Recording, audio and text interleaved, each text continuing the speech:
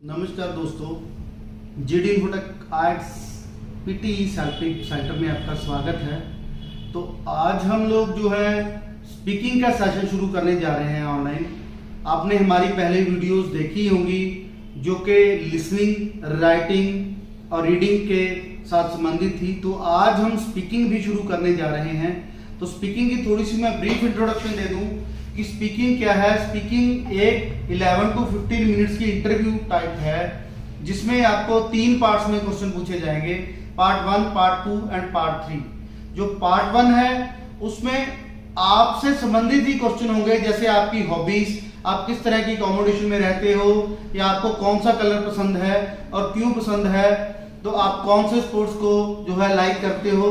तो एग्जामिनर जो है आपसे संबंधित ही क्वेश्चन पूछेगा। उसके बाद पार्ट 2 है। पार्ट 2 में आपको एक टॉपिक दिया जाएगा जिसपे आपने 1 से 2 मिनट बोलना है। और पार्ट 3 जो क्वेश्चन है वो भी एक इंपॉर्टेंट पार्ट है, और उसमें जो क्यू कार्ड दिया हुआ है पार्ट 2 में, उसमें से ही कुछ जनरल क्वेश्चन जो है पूछे जाएंगे। तो स्टूडेंट्स, उसी के रिगार्डिंग जो है मैं आगे टिप्स देने जा रहा हूं। बस इतना ध्यान रखना कि स्पीकिंग चाहे आप पार्ट 1 की कर रहे हो, पार्ट 2 की या पार्ट 3 की, तो पैरामीटर्स मत भूलना। 4 पैरामीटर जो हैं, फ्लुएंसी एंड कोहेजन। फ्लुएंसी आपने पॉज नहीं लेना, और कोहेजन आपके जो सेंटेंसेस हैं वो आपस में कनेक्ट होने चाहिए। और उसके बाद दूसरा है लेक्सिकल सोर्स, आपने कॉमन वर्ड यूज नहीं करने, अनकॉमन वर्ड यूज करने हैं। और उसके बाद है ग्रामर।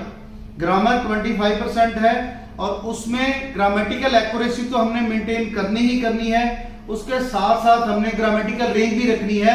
मतलब ये कि एक तरह के टेंस में हमने सारी जो स्पीकिंग है वो नहीं देनी, हमने अलग अलग तरह वैरायटी ऑफ सेंटेंसेस जो है वो देने हैं और अलग अलग जगह पे मूव करना है। और फोर्थ हमारा प्रोनाउंसिएशन पार्ट है, जिसमें हमने जो है प्रोनाउंसिंग ऑफ वर्ड्स को ध्यान रखना है। कॉमा, फुल स्टॉप, कॉमा पे बहुत कम पॉज रखना है, और फुल स्टॉप पे थोड़ा सा पॉज ज्यादा रखना है। और उसके बाद जो है हमने कॉन्ट्रैक्शन यूज करनी है, आई हैव की जगह आई एम। तो इस तरीके से हमने जो है स्पीकिंग करनी है। तो मैं आगे जो है आगे इस वीडियो में आपको इंपॉर्टेंट टिप्स दूंगा, जो कि हर स्टूडेंट के माइंड में क्वेश्चंस कुछ होते हैं। तो मुझे उम्मीद है कि इन टिप्स को सुनने के बाद आपके जो माइंड में जो भी क्वेश्चंस हैं वो क्लियर हो जाएंगे। तो हमारे जो ऑफिसेस हैं वो सरहंद, खन्ना और अमलोह में हैं। तो अगर आपने ऑफलाइन कोचिंग लेनी है तो हमारे जो है नीचे दिए हुए एड्रेसेस पे कांटेक्ट करें। Thank you. तो मैं अभी शुरू करने जा रहा हूं आज स्पीकिंग की टिप्स। स्टूडेंट, जो टिप नंबर फर्स्ट है वो है फ्लुएंसी। आप सभी को पता है कि 25% जो मार्क्स हैं स्पीकिंग में फ्लुएंसी और कोहेरेंस के हैं। तो आपने कहीं भी पॉज नहीं लेना। अगर आप पॉज लोगे तो आपके फ्लुएंसी के बैंड कटेंगे।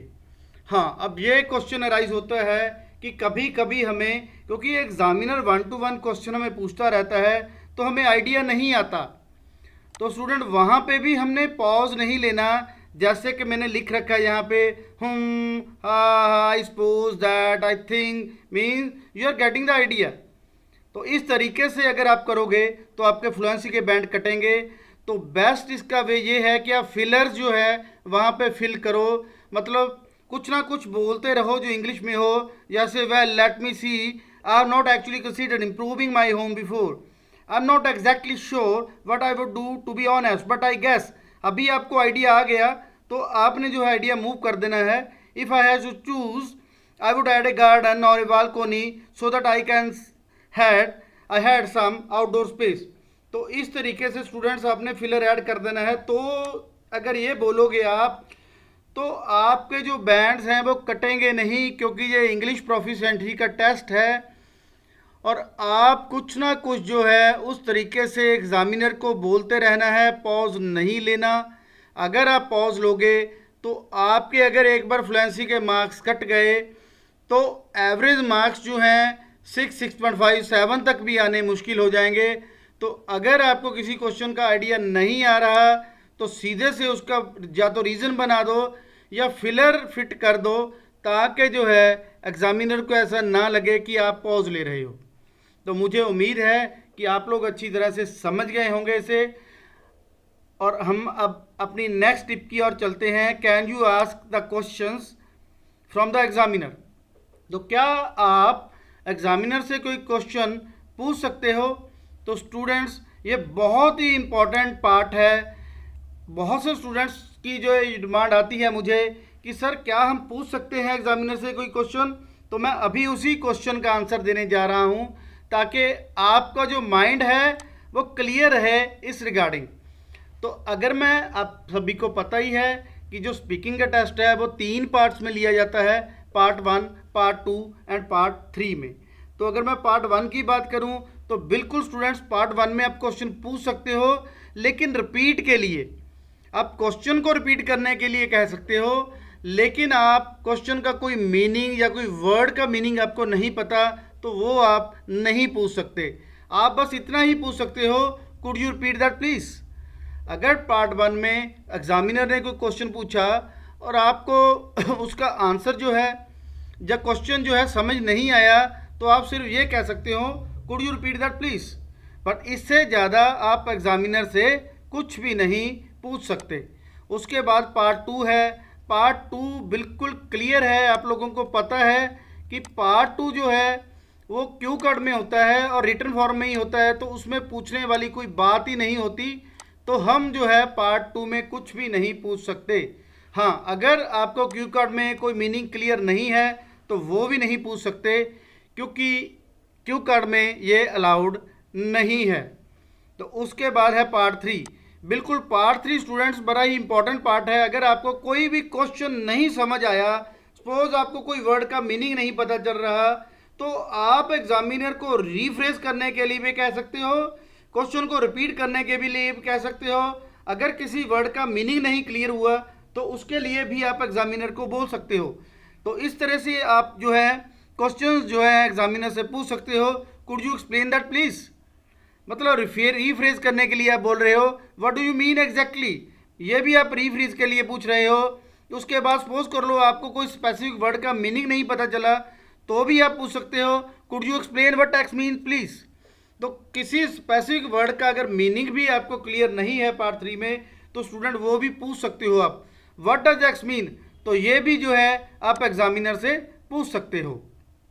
तो मुझे उम्मीद है स्टूडेंट्स कि आप लोगों को ये अपने क्वेश्चन का आंसर मिल गया होगा एग्जामिनर से। इसके अलावा आपने कोई क्वेश्चन भी नहीं पूछना कि हैव यू बीन देयर, या what do you think, where do you come from, do you agree with me, can you change the question, can you give me an example, can you give me a different topic, what are your opinion. इस तरीके का कोई भी question आपने students नहीं पूछना।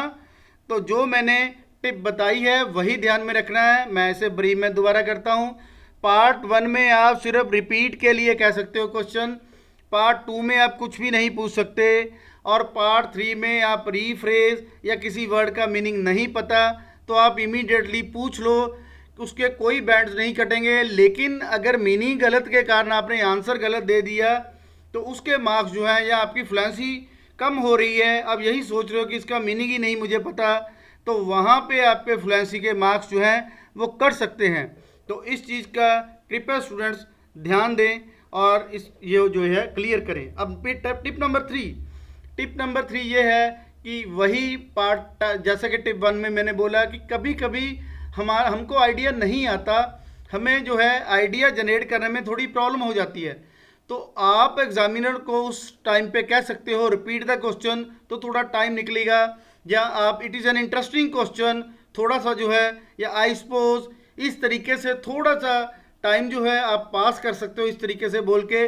तो आप इन चीज़ों का ध्यान रखें कि आपने पॉज नहीं लेना, कुछ ना कुछ स्टार्टिंग कर देनी है। उसके बाद स्टूडेंट्स है हमारे पास टिप 4। टिप 4 जो है, बहुत से स्टूडेंट्स जो हैं मुझसे ये पूछते हैं कि सर कॉन्ट्रैक्शंस यूज़ करनी है कि नहीं करनी। कॉन्ट्रैक्शन का मतलब होता है स्टूडेंट्स कि हम जो है पूरा वर्ड ना बोल के सब्जेक्ट के साथ ही हेल्पिंग वर्ब को जोड़ देते हैं। जैसे आई एम को आई एम, आई हैव को आई। तो बिल्कुल कॉन्ट्रैक्शंस आपने स्पीकिंग में यूज़ करनी है, क्योंकि स्पीकिंग टेस्ट मैं पहले ही बता चुका हूं कि एक इनफॉर्मल टेस्ट है और प्रोनाउंसिएशन इसमें 25% बैंड की होती है। तो आपने जो प्रोनाउंसिएशन के बैंड्स हैं वो लेने के लिए कंट्रैक्शंस जरूर यूज़ करना है। तो मैं अभी आपको जो है कुछ कंट्रैक्शंस के बारे में इंट्रोड्यूस करूंगा। जैसे आपने बोला है वांट टू, तो वांट टू का वाना, गोइंग टू गोना। उसके बाद जो है बिल्कुल इस तरीके से आप जो है कॉन्ट्रैक्शंस आगे मैं और आपसे डिस्कस कर रहा हूँ कॉन्ट्रैक्शंस। वांट टू वाना, गोइंग टू गोना। इफ अगर आप ये यूज़ करते हो तो आपके बैंड स्कोरिंग जो है वो अच्छी आ सकती है। जैसे कि आई एम है, आई एम ना बोल के आप आई एम, यू आर ना बोल के you're, he's, she's, it's, we're, they're, I, you, he's, I'll, you'll, he'll, isn't, aren't. इस तरीके से doesn't, didn't, hasn't, haven't, shouldn't, wouldn't, couldn't. इस तरीके से स्टूडेंट जो है आप लोग कंट्रैक्शंस को यूज़ कीजिए और कंट्रैक्शन जितनी अच्छी तरीके से आप बोल पाओगे उतने ही आपके मार्क्स जो हैं प्रोनाउंसिएशन में बढ़ेंगे। तो हम नेक्स्ट टिप की ओर चलते हैं, हाउ फास्ट शुड टॉक, कि कितना फास्ट जो है हमें बोलना चाहिए। तो स्टूडेंट जितनी भी आपकी नॉर्मल स्पीड है आप उतना ही बोलिए, कोई जल्दबाजी करने की ज़रूरत नहीं है। कहीं ऐसा ना हो कि जल्दबाजी करते हुए आप अपनी फ्लुएंसी जो है सिर्फ फ्लुएंसी को मेंटेन करते हुए जो अदर पार्ट्स हैं, ग्रामर का पार्ट है या प्रोनाउंसिएशन का पार्ट है या लेक्सिकल सोर्स का पार्ट है, वो आपका ख़त्म हो जाए। तो आपकी जो नॉर्मल स्पीड है उसी से बोलिए, बस पॉज नहीं लेना है। अपने आंसर को एक्सटेंड कीजिए और स्टडी स्पीड पे आराम से बोलिए और जो है रिपीट ज़्यादा नहीं करना है, करेक्शन ज़्यादा नहीं करनी है। तो लॉजिकल स्पीड से आप बोलते रहिए। जितना भी आपकी स्पीड पे अपना कंट्रोल है, जितनी स्पीड पे आपका अपना कंट्रोल है, जिस स्पीड पे आप प्रॉपर ग्रामर, प्रॉपर प्रोनाउंसिएशन और प्रॉपर लेक्सिकल सोर्सेज बोल सकते हो, तो उतनी ही स्पीड रखिए। उससे ज़्यादा स्पीड से काम करने की ज़रूरत नहीं है। उसके बाद स्टूडेंट्स है टिप नंबर 6। टिप नंबर 6 जो है वो सेल्फ करेक्शन की है, कि मान लो अगर आपसे कोई गलती हो गई या आपको पता लग गया कि कोई ग्रामेटिकल मिस्टेक है या आपने जो मैटर है वही गलत बोल दिया, तो बैक स्टूडेंट्स बिल्कुल नहीं जाना। ऐसी गलती कभी भी नहीं करनी कि आप सारा सेंटेंस जो है वो दोबारा से बोलना शुरू कर दो, तो आपके बैंड जो हैं वो कटेंगे। क्योंकि 11 से 12 मिनट के बाद ही आपकी मार्किंग होती है। अगर कोई मिस्टेक आपसे हो भी गई, गलती से कोई वर्ब की मिस्टेक हो गई, तो आपने स्टूडेंट्स दोबारा से जो उसी तरीके का वर्ड जो है, जैसे आपकी पास्ट टेंस आप बोल रहे हो और गलती से जो है आपकी सेकंड फॉर्म मिस हो गई, आपने फर्स्ट फॉर्म लगा दी, तो नेक्स्ट क्वेश्चंस में आप पास्ट टेंस जरूर यूज़ करें और सेकंड फॉर्म लगाएं। उसे 2 या 3 बार रिपीट करें ताकि एग्जामिनर समझ जाए कि ये गलती से हुआ है लेकिन इसको नॉलेज है। स्टूडेंट्स जो आयल्स का टेस्ट है वो आपको पनिश करने के लिए नहीं है और एक एक गलती के मार्क नहीं कटते। तो एग्जामिनर जो है आपकी ओवरऑल इंग्लिश असेस करता है कि आपकी इंग्लिश अच्छी है, आपको नॉलेज है कि नहीं है। अगर माइनर स्लिप हो भी गई कहीं तब भी आप 9 बैंड ले सकते हो। तो अगर आपकी पूरी की पूरी सपोज लाइन ही गलत हो गई तो भी जो है आप उसे रिपीट नहीं करना सारी लाइन को, बल्कि आपने अपने इंटेलिजेंट वे से उसे थोड़ा सा ठीक करके फिर आगे मूव करते रहना है। अभी मैं आपको एक एग्जांपल दिखा रहा हूँ स्क्रीन पे। सपोज एग्जामिनर ने आपसे क्वेश्चन पूछा और आप आंसर दे रहे हो, I really think that people should force their children to do homework because it puts too much pressure on them. Sorry I mean, तो यहाँ पे गलती की है, क्या की है कि मैंने शुड नॉट लगाना था, people should not force their children. लेकिन इतने वर्ड जो हैं बोलने के बाद मुझे ध्यान में आया कि मैंने तो इसे नेगेटिव करना था। तो मैं ऐसा नहीं कि मैं शुरू से फिर दोबारा बोलने लग जाऊं, I really think people should not force their children to do homework because it puts too much pressure on them. तो इस तरीके से नहीं बोलना। आपने जो है आंसर इस तरीके से बोलना है, I really think that people should force their children to do homework because it puts too much pressure on them. तो sorry, I mean no one should force children. तो यहाँ पे जो है दोबारा पूरी लाइन नहीं बोलनी, सिर्फ इतनी लाइन से ही कि no one should force children because the pressure would build and could cause mental health problem for a child. इस तरीके से आपने जो क्वेश्चन को है आगे मूव कर देना है। उसके बाद students tip number 7, tip number 7 जो है words from your own language. तो अगर पहले तो ये है कि आपने कोई भी जो वर्ड इंग्लिश का नहीं है उसे आपने यूज़ नहीं करना, कोशिश करो कि ना ही हो। लेकिन अगर आप गलती से यूज़ कर भी लेते हो या आपको उसकी ज़रूरत पड़ती है तो उसे एक्सप्लेन ज़रूर कीजिए। जैसे मैं एग्जांपल दे रहा हूँ इस क्वेश्चन की, do people ever wear traditional clothes in your country. क्या आपके कंट्री में अब भी ट्रेडिशनल क्लोथ्स जो है लोग डालते हैं? तो आपने कहा yes do, many women in India still enjoy wearing sari. तो अभी भी जो पीपल हैं वो अपने कंट्री में जो है साड़ी डालती हैं, स्पेशली वेडिंग्स पे। तो यहाँ पे जो वर्ड साड़ी है वो स्टूडेंट्स पंजाबी का वर्ड है या हिंदी का वर्ड है, तो एग्जामिनर को नहीं पता। तो आपने जो है उस वर्ड को एक्सप्लेन करना है।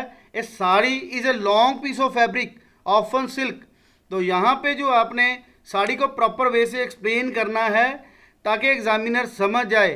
तो स्टूडेंट ये है कि पहले तो आप अवॉइड करें जो आपकी लोकल और नेटिव लैंग्वेज का वर्ड है उसे ना ही लगाएं। अगर फिर भी आप लगा देते हो तो आपने उस वर्ड का जो क्लियरेंस है इंग्लिश में देनी है। जैसे यहाँ पे साड़ी का मीनिंग जो है sari is a long piece of fabric often silk, तो यहाँ पे दिया जा चुका है। उसके बाद स्टूडेंट्स है टिप नंबर 8। टिप नंबर 8 में जो है बहुत से क्वेश्चंस जो हैं स्टूडेंट्स द्वारा इस तरीके से भी पूछे जाते हैं कि क्या सर हम झूठ बोल सकते हैं? बिल्कुल आप झूठ बोल सकते हो, क्योंकि अगर आप झूठ नहीं बोलोगे तो मेरी राय तो यही है कि झूठ बोलो लेकिन तरीके से, ताकि जो है आपका कंटेंट ना बिगड़े। झूठ बोलना पड़ेगा ही पड़ेगा, क्योंकि हमने जो भी क्वेश्चंस एग्जामिनर पुट करता है तो हम जरूरी नहीं है कि हमने सारे एक्सपीरियंस ही किए हों। तो हम प्रॉपर तरीके से जो 4 क्राइटेरिया मैंने बोले हैं, फ्लुएंसी एंड कोहेजन, ग्रामर और लेक्सिकल सोर्स और प्रोनाउंसिएशन, आप प्रॉपर तरीके से यूज़ नहीं कर पाओगे। तो स्टूडेंट्स ध्यान दें कि आप लाई कर सकते हो बस, क्योंकि ये टेस्ट जो है तो इंग्लिश का टेस्ट है, तो आपने एग्जामिनर को 4 क्राइटेरिया ही पूरा करना होता है। लेकिन ध्यान दें कि आपके क्वेश्चन जो है झूठ के कारण कॉन्ट्राडिक्ट ना हो। कॉन्ट्राडिक्ट जैसा कि पहले क्वेश्चन में आपने बोल दिया कि मैं कंट्री साइड एरिया में रहता हूँ, मैं रूरल एरिया में रहता हूँ, तो उसके रिगार्डिंग आपने 2 आंसर दिए, और थर्ड जो आंसर है आपका अर्बन एरिया में आ गया। तो आपने जो एक बात बोल दी, चाहे झूठ है या सच है, आपको उसी कंटेंट पे कायम रहना है। तो आगे के जो क्वेश्चंस हैं वो लिंक्ड होते हैं। यहाँ पे कोहेजन के मार्क्स हैं स्टूडेंट, फ्लुएंसी एंड कोहेजन के। तो आपने जो क्वेश्चन जो हैं फर्स्ट में जो क्वेश्चंस जो आपने पहले क्वेश्चंस में बोल दिया, तो नेक्स्ट क्वेश्चंस में आपने ध्यान रखना है कि उससे हटना नहीं है। तो अगर आप इस तरीके से नहीं कर सकते तो मैं रिकमेंड यही करूंगा कि आप ट्रुथ बोलें और ट्रुथ को जो है तरीके से एक्सप्लेन करें। अगर आप उस चीज़ को जो है एक्सपीरियंस आपका नहीं भी है, सपोज आपको एग्जामिनर ने पूछा कि हिस्टोरिकल बिल्डिंग के बारे में, और अगर आपको नहीं पता उसके बारे में, आप कभी नहीं गए, तो आप साफ साफ बोल दो कि मैं नहीं गया, लेकिन उसका रीज़न दो।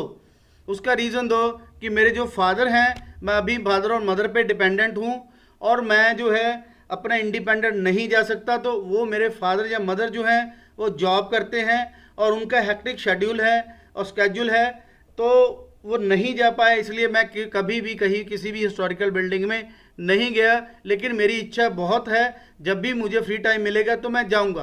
तो आप इस तरीके से भी बोल सकते हो स्टूडेंट्स, कोई प्रॉब्लम नहीं है। आपकी जो इंग्लिश है वो एग्जामिनर को आगे जो है शो होनी चाहिए।